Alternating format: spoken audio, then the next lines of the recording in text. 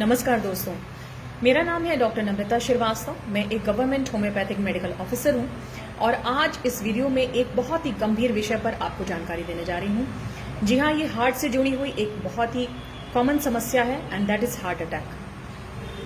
Heart attack जिसके बारे में लोगों को जानकारी काफी कम है, जानकारी का अभाव है और कभी कभार सिम्टम्स को पहचानने में अगर कोई गलती हो जाती है तो ये गलती काफी भारी पड़ती है। इसीलिए मैंने ये वीडियो बनाया ताकि अधिक से अधिक लोगों तक ये इन्फॉर्मेशन पहुंच सके कि हार्ट अटैक के वार्निंग साइंस क्या होते हैं, क्या सिम्टम्स होते हैं और क्या हमारी बॉडी हमें कुछ ऐसा सिम्टम बताती है कुछ दिनों पहले से ही कि हार्ट अटैक होने वाला है। जी हाँ, हमारी बॉडी एक बहुत ही एडवांस्ड मशीन कह लीजिए है और 1.5 से 2 महीना पहले से ही हमारी बॉडी में वार्निंग साइंस और सिग्नल्स आना शुरू हो जाते हैं कि हार्ट एक गंभीर समस्या की तरफ बढ़ रहा है। इसीलिए आपकी बॉडी में ये जो साइंस और सिम्टम्स आ रहे हैं, ये जो परिवर्तन आ रहे हैं, इनको आपको गंभीरता से लेना चाहिए और उसका माकूल इलाज करना चाहिए ताकि ये चीजें समय पर ठीक की जा सके। हार्ट अटैक आने के बाद जो पहला घंटा होता है उसको गोल्डन आवर कहा जाता है। गोल्डन आवर इसलिए कहा जाता है क्योंकि अगर इस दौरान उस पेशेंट को, उस व्यक्ति को अगर मेडिकल एड मिल जाती है, समय से अस्पताल पहुंचाया जाता है और इमरजेंसी ट्रीटमेंट मिलता है तो उस व्यक्ति की जान को बचाया जा सकता है। आपको जानकर आश्चर्य होगा कि अगर हार्ट अटैक होने के 2 घंटे बाद तक अगर कोई मदद नहीं मिलती तो 85% तक हार्ट के मसल्स डैमेज हो जाते हैं और इस कंडीशन को रिवाइव करना बहुत मुश्किल होता है।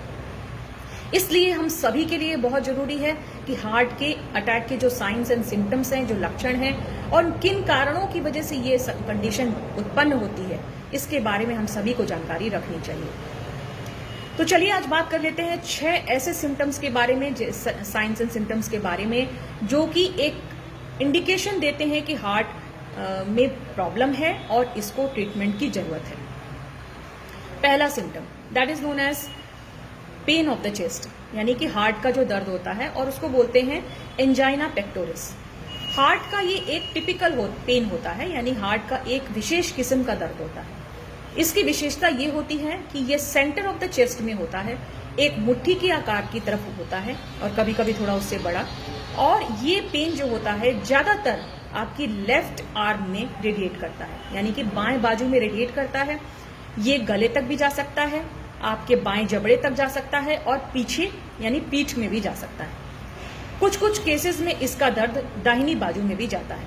ये एक टिपिकल एंजाइना का दर्द होता है और इसकी एक और खासियत होती है कि ये एक्सर्शन से, यानी कि सीढ़ी चढ़ने से, तेज चलने से, आपके गुस्से या किसी और इमोशन से ये बढ़ता है।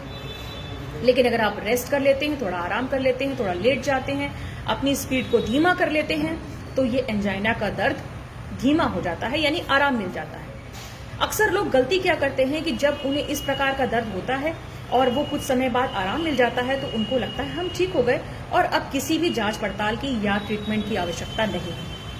लेकिन ये आपके लिए एक वार्निंग साइन होता है कि आप अपने दिल की विशेष देखभाल करना शुरू कर दीजिए और अब आपको सचेत हो जाना चाहिए। Second very important sign is breathlessness. Breathlessness यानी सांस का फूलना। वैसे तो सांस का फूलना कई कंडीशंस में हो सकता है, जैसे मान लीजिए अगर कोई दमा का रोगी है या लंग में इन्फेक्शन है या फिर सीओपीडी है तो भी उसको सांस फूलेगी। तो इसको डिफरेंशिएट कैसे करेंगे कि ये सांस फूलना हार्ट की वजह से है या लंग्स की वजह से, यानी फेफड़े की किसी समस्या की वजह से। तो उसका एक बहुत आसान तरीका ये होता है कि जो फेफड़े से जुड़ी हुई समस्या होगी, जहां सांस फूलती है, वहां पर बलगम होगा, खांसी आएगी और एक्सरे कराने पर या फिर जांच करवाने पर लंग्स में कोई ना कोई प्रॉब्लम, इन्फेक्शन वगैरह जरूर दिखाई देता है। लेकिन अगर ये सांस फूलना हार्ट की वजह से है, हार्ट की किसी नली में ब्लॉकेज की वजह से है, तो ये एक्सर्शनल होता है। एक्सर्शनल यानी कि अगर व्यक्ति तेज तेज चल रहा है, सीढ़ी चढ़ रहे हैं या फिर उन्होंने कोई भारी काम कर दिया, तब ये एक्सर्शनल ब्रेथलेसनेस होती है ज्यादातर हार्ट के केसेस में। ये एक और इंडिकेशन होता है कि हमारा हार्ट उतनी एफिशिएंटली जितना ब्लड पंप करना चाहिए वो लंग्स को नहीं कर पा रहा है और कॉम्पनसेशन करने के लिए हमारी बॉडी तेज तेज सांस लेने लगती है ताकि हार्ट को सही से ऑक्सीजन मिल सके। इसलिए ब्रेथलेसनेस भी एक बहुत ही इंपॉर्टेंट साइन है कि इस चीज को सही से चेकअप करा के उसका ट्रीटमेंट किया जाए। Third very important sign is pedal oedema. Pedal oedema यानी कि पैर के टखने के पास होने वाली सूजन। वैसे तो ये सूजन अन्य कारणों से भी हो सकती है, जैसे लीवर की बीमारी, किडनी की बीमारी या फिर मोटापे की वजह से। लेकिन अगर ये एडिमा के साथ यानी वहां पे अगर आप 30 सेकंड तक प्रेस करते हैं उस सूजन में, तो वहां पे एक गड्ढा टाइप का बन जाता है। इस सूजन के साथ अगर और भी सिम्टम मिल रहे हैं, जैसे चेस्ट पेन, एंजाइना का सिम्टम मिल रहा है, सांस फूल रही है, तो फिर ये एक स्ट्रांग इंडिकेशन होता है कि ये एडिमा यानी ये सूजन हार्ट की वजह से हो सकती है। आइए बात कर लेते हैं एक चौथे बहुत प्रमुख के कारण की, और वो है हाई ब्लड प्रेशर और हाई ब्लड शुगर। जी हाँ, जिन लोगों का ब्लड प्रेशर कंट्रोल नहीं है उन्हें सचेत रहना चाहिए, क्योंकि धीरे धीरे करके जब ब्लड प्रेशर उनका अनकंट्रोल्ड रहने लगेगा तो उनके ब्लड में कहीं ना कहीं प्रॉब्लम जरूर होगी, क्लॉटिंग होगी, और ये जाके हार्ट की नसों को ब्लॉक कर सकता है और हार्ट के अटैक जैसी कंडीशंस को जन्म दे सकता है। हाई ब्लड शुगर यानी ब्लड शुगर अगर कंट्रोल नहीं है तो ये हार्ट, किडनी, ब्रेन सभी चीजों को अफेक्ट करता है, और ये भी एक बहुत इंपॉर्टेंट कॉज होता है हार्ट अटैक का। Last but not the least हम बात कर लेते हैं गैस्ट्रिक डिस्टर्बेंस के बारे में। गैस्ट्रिक डिस्टर्बेंस यानी कि पेट से जुड़ी हुई समस्याओं के बारे में। पेट से जुड़ी हुई समस्याएं अक्सर हार्ट के पेशेंट्स को होती हैं। ये क्या जनरल एक बहुत ही कॉमन सी चीज है, गैस बनना, उल्टी मिचली आना, चक्कर जैसा महसूस होना।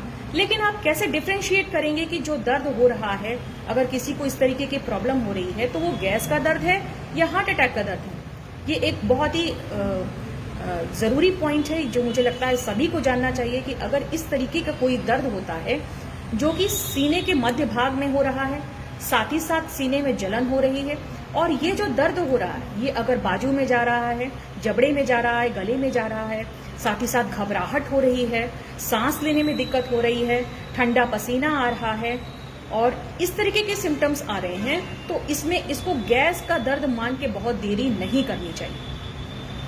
ज्यादातर केसेस में हार्ट के दर्द को गैस के दर्द से कंफ्यूज कर लिया जाता है, यानी उसको समझ में नहीं आता कि ये क्या चीज का दर्द है, और इसी में महत्वपूर्ण समय यानी गोल्डन आवर वेस्ट हो जाता है। इसलिए ये ग्रुप ऑफ सिम्टम अगर कहीं दिखाई दे रहा है जिसमें चेस्ट पेन है, पीडल एडिमा है, ब्लड प्रेशर या शुगर का इतिहास है, और ब्रेथलेसनेस है, सांस फूल रही है, ठंडा पसीना आ रहा है, तो ये एक स्ट्रांग इंडिकेशन होता है कि हार्ट अटैक हो रहा है और तुरंत मेडिकल एड मिलनी चाहिए।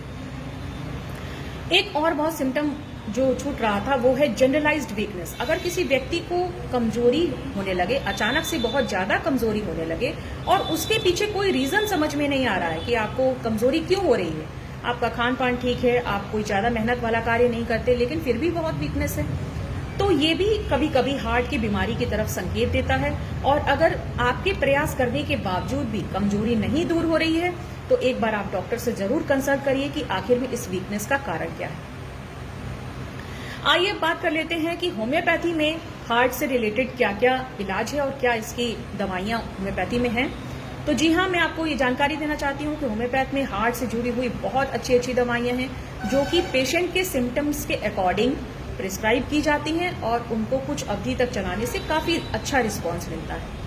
जिन लोगों को इस तरीके के साइन एंड सिम्टम्स दिखाई देते हैं वो अगर होम्योपैथिक डॉक्टर से प्रॉपरली कंसल्ट करके अपने सिम्टम्स के अकॉर्डिंग अगर दवा लेते हैं तो उनको बहुत फायदा मिल सकता है, और काफी हद तक वो इस प्रॉब्लम को ठीक भी कर सकते हैं। यहाँ मैं केवल एक दवा का नाम लेना चाह रही हूँ, क्योंकि ऐसे तो बहुत सारी दवाइयां हैं, लेकिन एंजाइना पेक्टोरिस के केस में एक दवा का नाम ले रही हूँ जो कि एज एन इमरजेंसी भी यूज की जाती है और बहुत सफलतापूर्वक एंजाइना के दर्द में आराम मिलता है। The name of the medicine is amyl night.